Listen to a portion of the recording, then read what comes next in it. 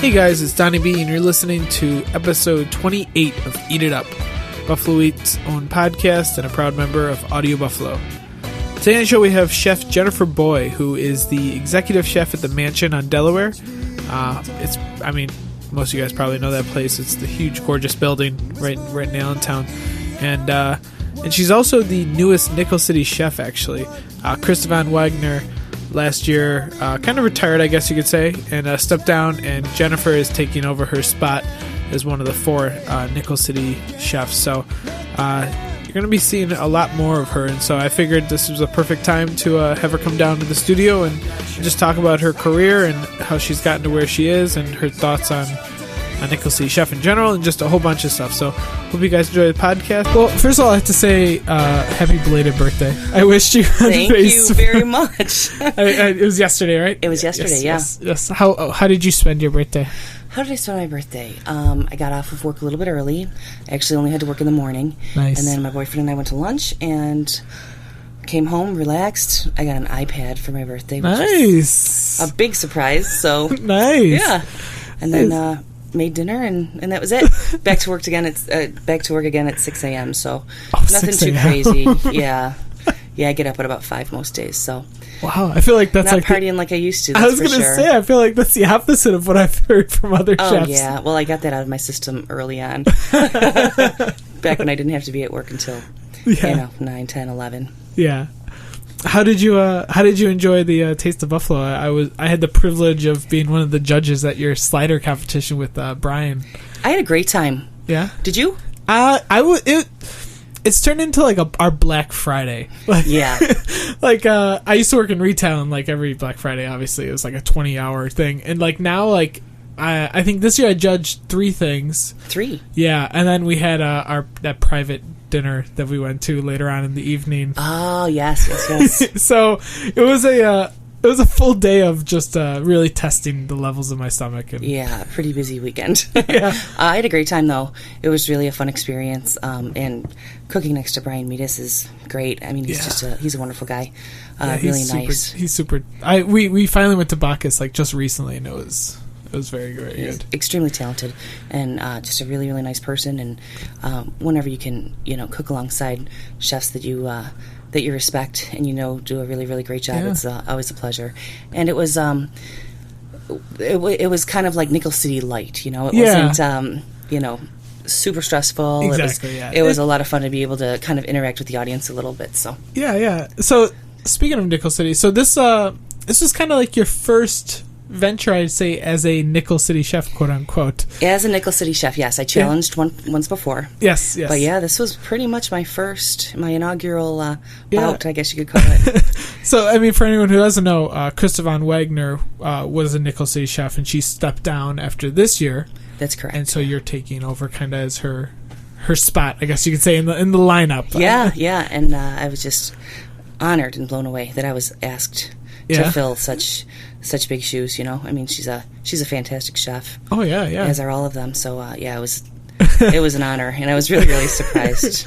Oh yeah. And absolutely. And I'm so grateful for the opportunity. I really am. That's awesome. I mean, to be associated with an organization such as that, oh, feed God, your soul and Krista's doing just ridiculous things with that. Like, amazing. Awesome. Yeah. And what it does for the community, for restaurants, for chefs, for farmers. It really is all encompassing when it comes to the food world in our little area. So yeah, and for people who haven't, I mean, it is literally like you're at like a Food Network taping or something like that. It is a legit production. Completely legitimate. I mean, really professional, top of the line. How was your first experience as the challenger? Like, well, I know somewhat of how it works and things like that, but like for you, were you just like had you been just like studying what you were going to do, or? Yeah, we practiced. My sous chef Jamie Zinda at the time was my sous chef for the who's now at Lager House. Who's now at Lager House 95? Yeah, the executive chef there. Yes, extremely talented woman. Yes, she's great, and the food's great there. You should go. But yeah, we prepped quite a bit. We practiced one time, timed. We timed ourselves. Yeah, we did it as as close to what the real thing, what we thought the real thing was going to be as we could. Yeah. It was stressful. I don't remember, to be honest with you, I don't remember 1 minute of the whole hour. Were you just in a zone? I was in a zone. I'm a cook. I'm in the kitchen. I'm not out in public usually, and that's where I'm comfortable. I've done it for 15 years now, and having to, the fear was the biggest part. Once you start rolling, your instincts kick in, thank God, because honestly, I'm not exaggerating when I say that I don't remember one full minute of that whole competition. Yeah. So I just kind of went with it, and, Jamie was as cool as a cucumber.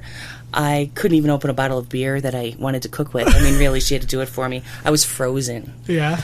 Then after about 10 minutes, I started to relax and say, you know what? My hands are working. I'm actually doing this. Yeah, yeah. And I'm not burning everything. So let's just, we can do this for 50 more minutes. So it ended up being a fantastic experience.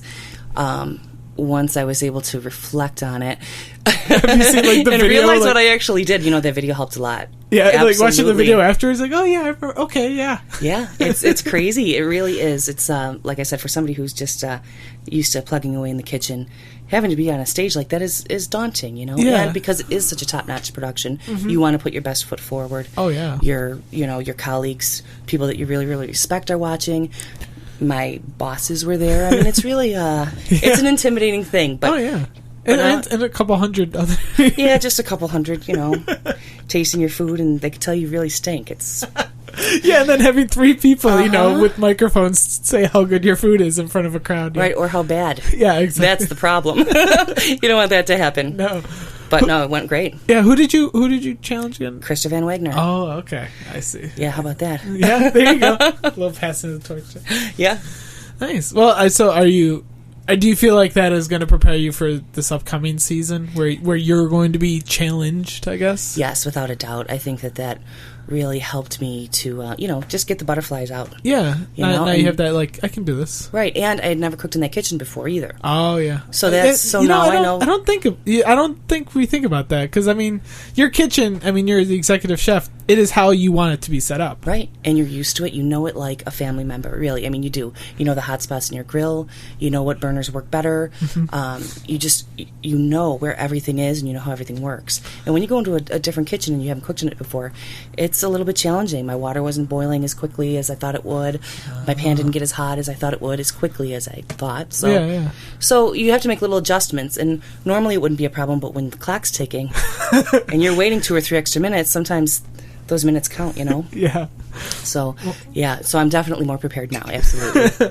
Well, it should be good. Krista, I think, set the bar pretty high with last season with the competitors that she picked and, like, all that stuff. And, the fact that it sold out in 50 minutes is a testament to how, popular it is now. So, absolutely. So I'm very excited to see what you'll be doing next year. Oh, thank you. I'm too.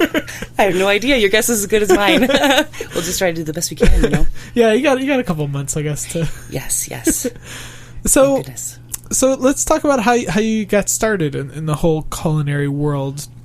Was food like something that you grew up with, like a big feature of your household, or? Absolutely, both sides of my family. My mom's side and my dad's side have always been food people. Okay. All of our family gatherings always revolved around food.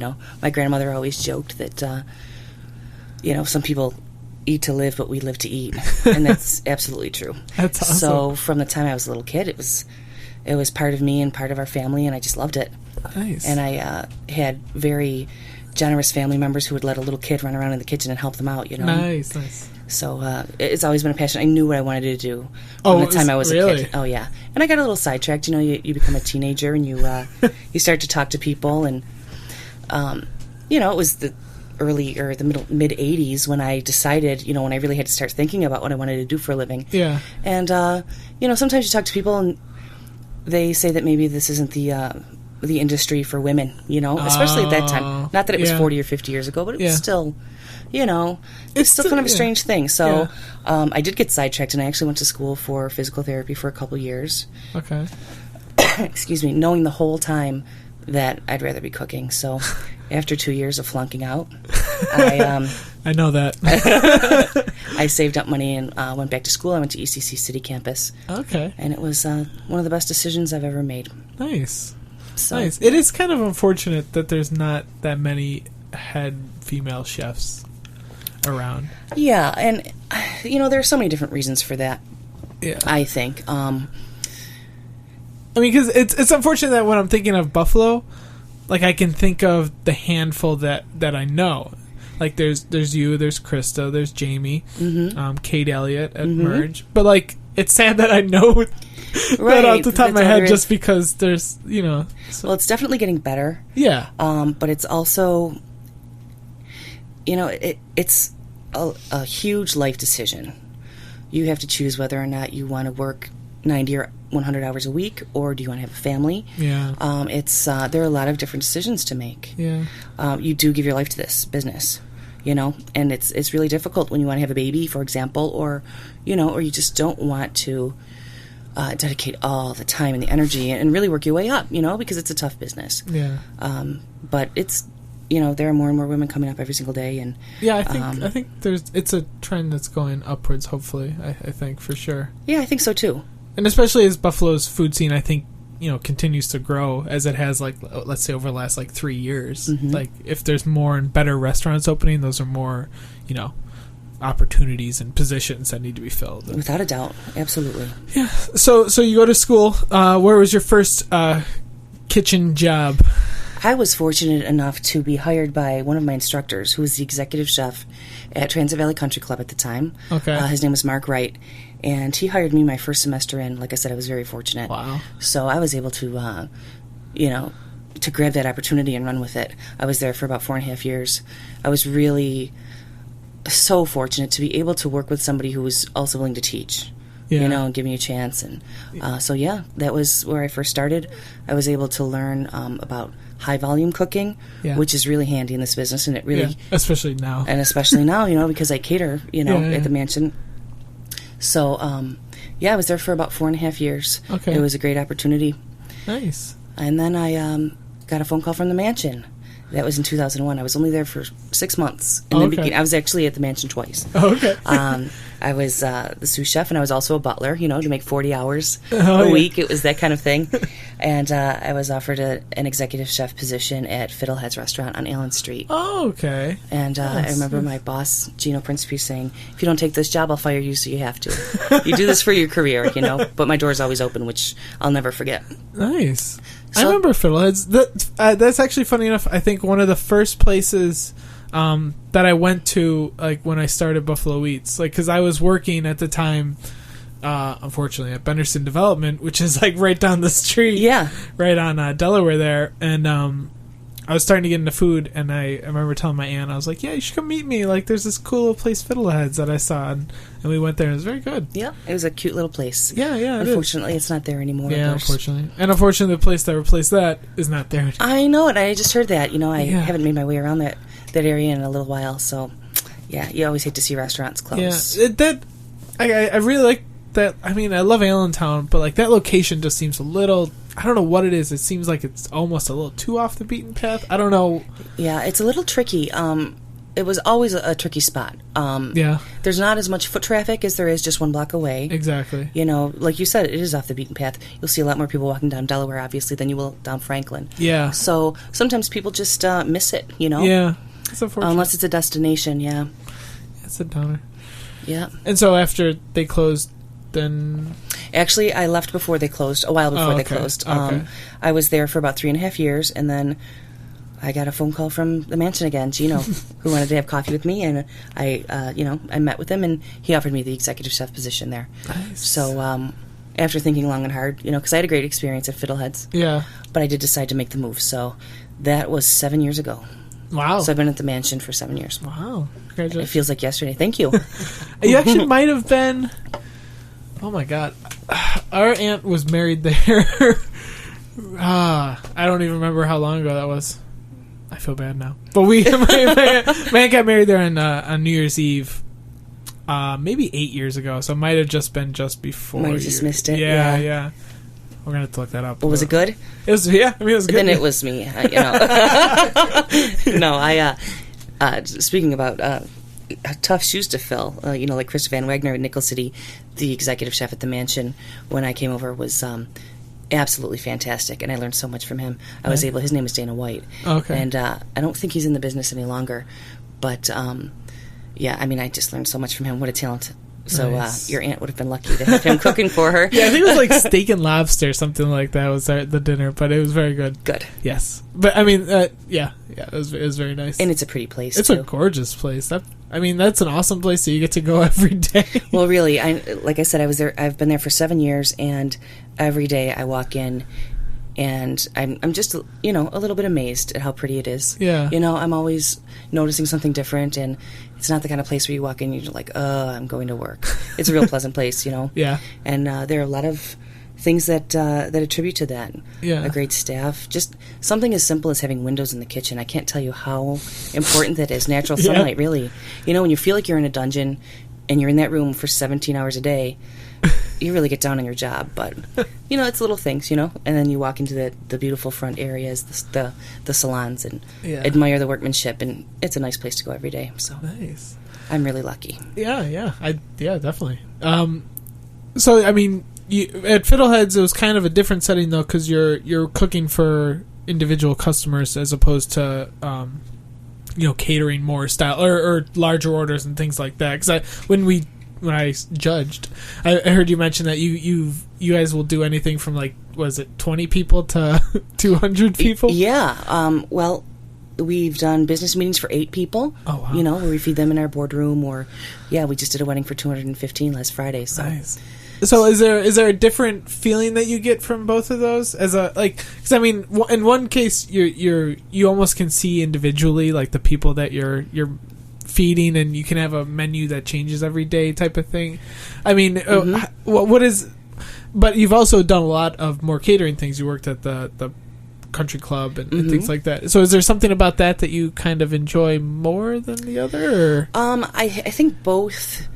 Cooking for large groups of people, cooking for functions, and cooking a la carte have their advantages. Yeah. It's really nice to be able to go to the farmer's market or go, have somebody come to you and say, I have this great product, and be able to run it for a special. Yeah. I can't really do that right now because it's our menus are set, I mean, you plan your wedding menu out months in advance. Yes, so that's one of the things that I miss, yes. Being able to go to the farmer's market on Saturday morning and then run these amazing specials with this produce that's literally warm from the sun, Yeah. That was one of the great things about cooking a la carte. Yeah. On the flip side of that coin, one of the advantages of cooking for large functions is that you know ahead of time what you have to prepare, and hopefully you're given enough time to do it, which I usually am. So so where you're, where you stand, which is a nice comforting feeling in this business. I feel like that's a rare thing. It's pretty scary when you have 40 or 50 people on the books and 200 show up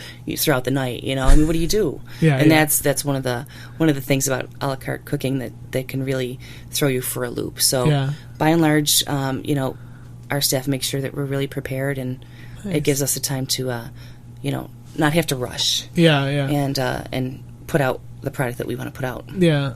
No, I talked to James Roberts, and we talked about a similar thing, because he has a thing where he cooks an a la carte menu, but it's to only a select group of people. Right. Is there ever a part of you that wishes, like, other people could enjoy your food besides? Sure. Yeah, especially when people come up and say, I want to make a reservation at the mansion, for dinner for 2, and I'm like, no, can't do it. You feel kind of bad. Yeah. We've been, I don't know if you're familiar, but in the summertime, 3 times each summer, we do what's called Cocktails on the Lawn. I have. I just saw that it was posted something recently about that, too. Yeah, we had one 2 weeks ago, and we will have one on the I should know this. The 25th of July, Wednesday, the 25th. Okay, so it should be the day after we post this podcast. Oh, how about that? Tomorrow, come to the mansion. And what we do is we have really nice handcrafted cocktails made by Lisa Vitello. She's our catering manager, who's extremely talented and has a palate like, I mean, honestly, no one I've ever seen before. And she will be creating cocktails, and then we do a small menu, 4 or 5 different items that people can share. And so that is really nice, because my sous chef Dan Borelli and I can now, do that little restaurant thing, the thing that we miss, So it's the best of both worlds over there. I mean, it really is. Awesome. I mean, and I assume that people who are at catering events at the mansion generally probably, I don't know, maybe enjoy finer tastes and things like that. So I feel like you still probably have a creative window that you can still work with, that you're not getting the people who just want a chicken parm or something like that. We definitely do. And yet another advantage, to that kind of thing, we really do create menus to order. And that's a difficult thing to find when it comes to scoping out a venue for your large function. Yeah. I mean, I could say just from when we booked our wedding that, we were given basically a list of a couple things. Exactly. Choose from column A, choose from column B. Exactly. I've had people bring in recipes from their grandmother and say, can you make this for my wedding? Absolutely. And that's wonderful. You know how exciting that makes your job, so that you don't have to make the same thing. And we have repeats. Of course we do. People still like certain things. Yeah, yeah. But it's really nice to be able to, number one, be able to be a little bit creative and a little bit different. It makes your job a lot more enjoyable. And number two, make somebody happy. I mean, there's no feeling like somebody coming into the kitchen and saying that, that dish reminded them of a relative or their childhood or whatever. It's a really nice feeling. So that's a really nice part about the mansion, is that we do create menus to order, and if we can execute it, we'll do it. Have you had any really weird requests? Really weird requests. Like things where you're like, I don't know where I'm going to order this? Not really. No, I nothing really stands out, to be honest with you. That doesn't happen too often because the hosts of the party know that they have to please a lot of people. Oh, yeah, that makes sense. So, I mean, if it was a small group, then maybe I'd be running all over trying to find really unique Going things. to random Asian markets and whatnot. Which I do, and I enjoy doing that, Yeah. Little things that I can't get from a purveyor. I like, you learn a lot when you go into the little stores and, you find something unique and you can experiment with it. Yeah, yeah. But,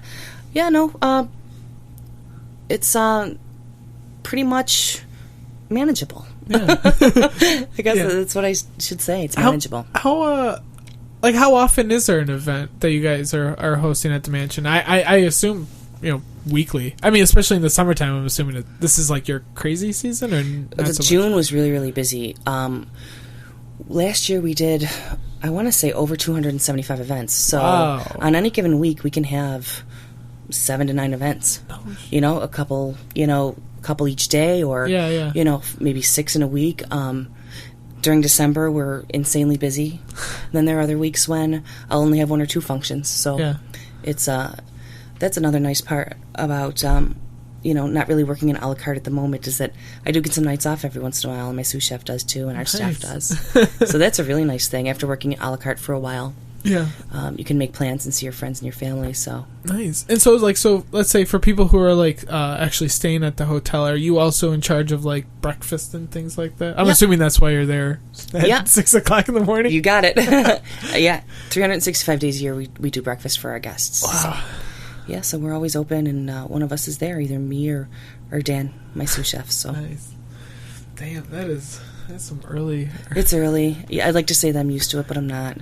It's been 7 years. Getting up at 5 is tough. But it's all right. Yeah. And that's just insane. I had no idea that.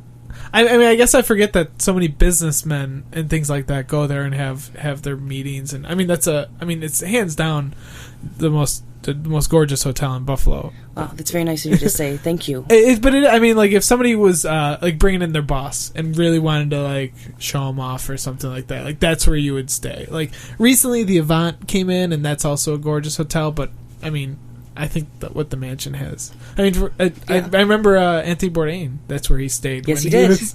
Did you get to cook or meet Anthony? I made him breakfast. I didn't introduce myself, and I saw him, but I didn't talk to him or anything like that.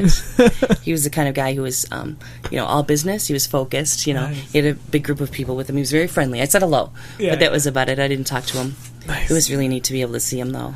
Yeah. Yeah, I mean, that's crazy. So did you have any... I mean, he's kind of like an idol, I guess. Did you have any, cooking aspirations? When you started getting into cooking, were there, chefs or cuisines or things that, you felt... I mean, were you somebody who read all the books that you could or things like that? Or? Yeah, and it's funny because I used to read cookbooks even before I went to culinary school, just for enjoyment, and to be able to experiment at home and do things like that.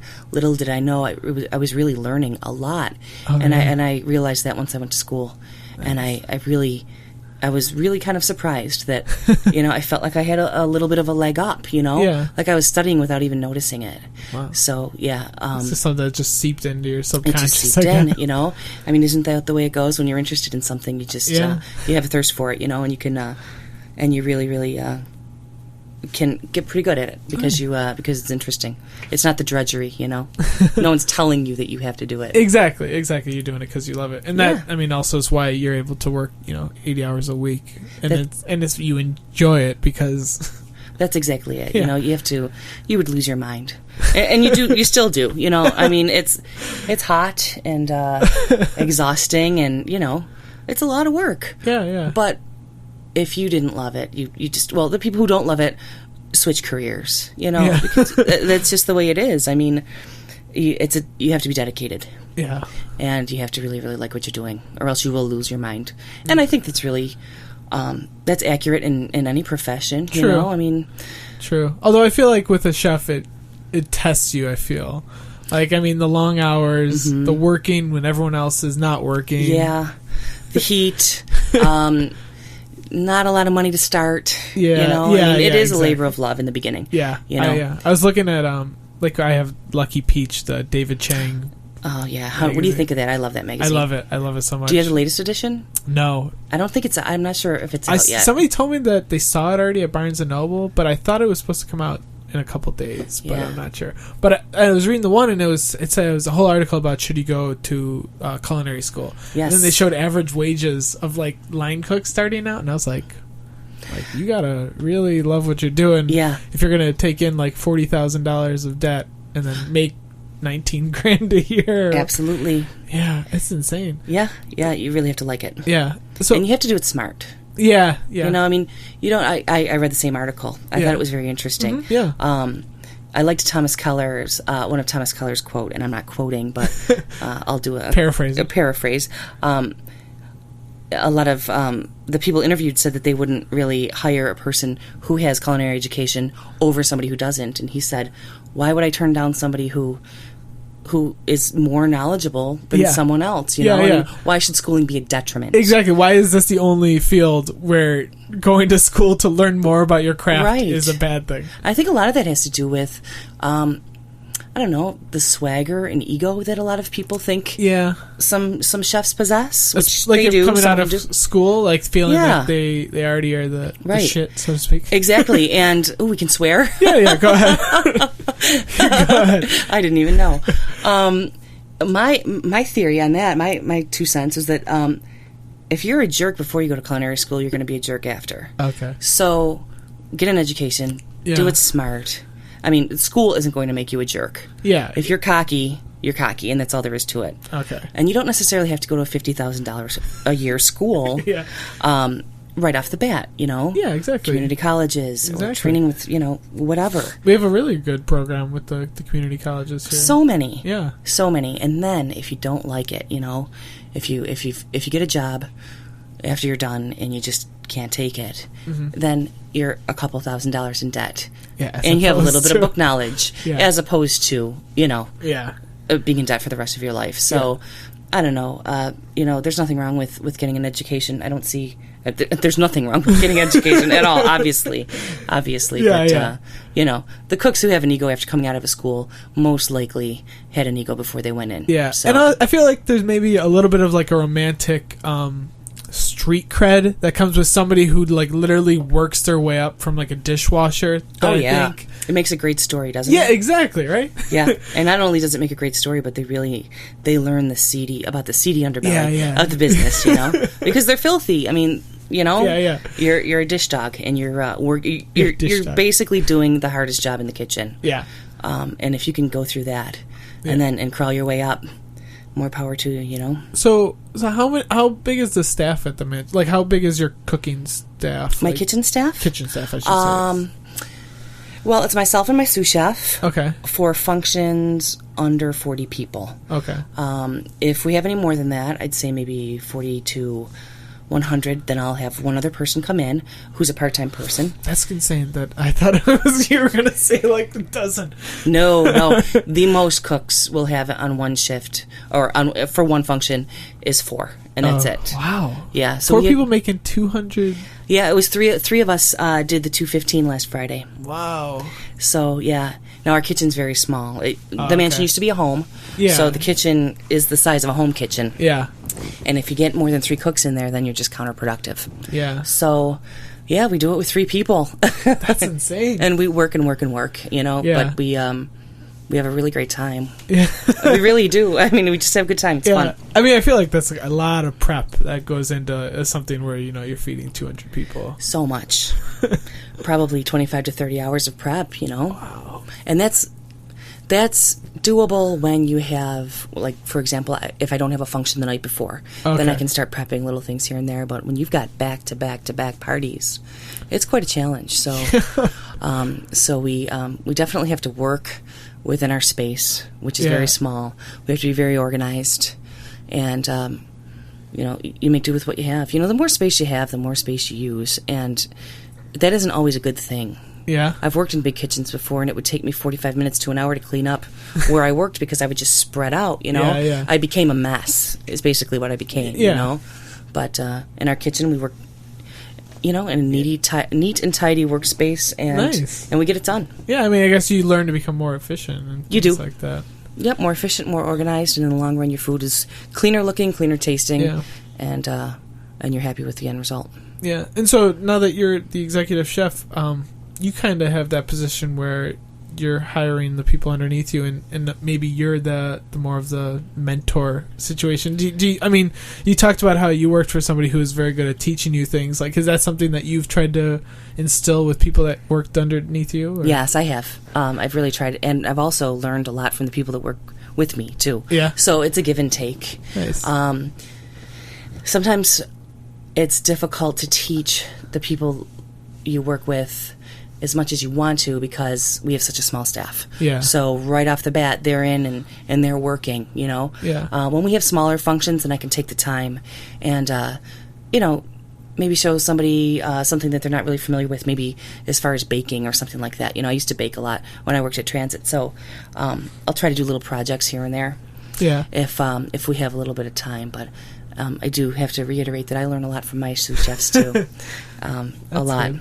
Yeah. So, it's a give and take process, and it's always nice to be able to teach somebody something new and for me to learn something, too. Yeah, of course. I mean, because the restaurant industry, it seems like there's always, except for the executive chef, there's kind of like that treadmill where you get to a point and then you kind of have to go off. So I feel like your sous chefs and things like that, they're learning to get to that phase, and then you're kind of sending them off at some point, generally with what they've learned, and so. And you try to do as much of that as you can. Yeah. Especially when you think back into your own career and when you were first starting out, and you realize, you think about the generous people who have shared their knowledge and their time with you. Yeah. You want to kind of return the favor. Yeah. Nice. Because that's the best way to learn. Yeah. Through somebody who's already done it. Exactly. You can read books till you're blue in the face, and yes, it does help to have that background. It can hurt you. Yeah. But to be able to get your hands in and learn from somebody who has done it 100 times, if it messes up, they know how to fix it. Yeah. That's pretty valuable. Yeah. And the thing I never even thought about, when James was here, he was saying that he wants to send off better chefs for the area. Well, of course, yeah. He wants to up everybody's game. If you're helping somebody become better, you're just improving the general Buffalo dining scene, essentially. Absolutely. Yeah. Because we want to go to good restaurants in 5 years, Exactly. Yes. No. Yeah. Put good ones back into the pool. Yes. That's the way to do it. Yes. So is there anything coming up this year that you're excited about, or anything? I mean, we have the 2 cocktail events coming up. So 2 cocktail events coming up. The one that's cocktails coming up on the lawn tomorrow. Tomorrow. Yeah. Oh, yeah. Tomorrow. You just scared me. You know that? Oh no, I didn't order. And then there's a third one in August. In August, yes. It's, okay. I believe I should have studied up on the dates. I believe it's the last Wednesday in August. Nice. But don't quote me on that. And it's all on Facebook. Okay. Yeah. We'll put the links Twitter in the and post. all that stuff too.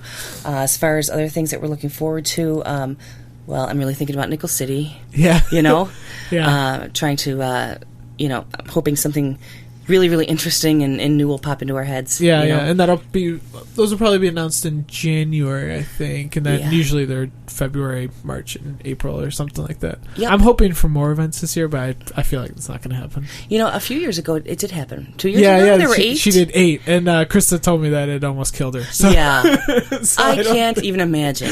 So I'm assuming there's not going to be 8, but I'm always hoping. Yeah, I know it. As far as I know, there are 4, but 8... I just don't know how she does it. Yeah, yeah. She probably doesn't either. Too exhausted to realize. Yeah. That whole operation is insane. I mean, we never went to it until this year, and watching it like in firsthand, like wow, like I was just shocked how many people are involved and all the stuff that's running around, and it's pretty amazing, and everybody top to bottom who works on that production is top notch. Yeah, I mean, really, I don't know if you know who Nate Paracchini is. Oh yeah, Nate is very talented. Well, I remember, I was telling you before that I don't really remember much about the full hour that we were cooking.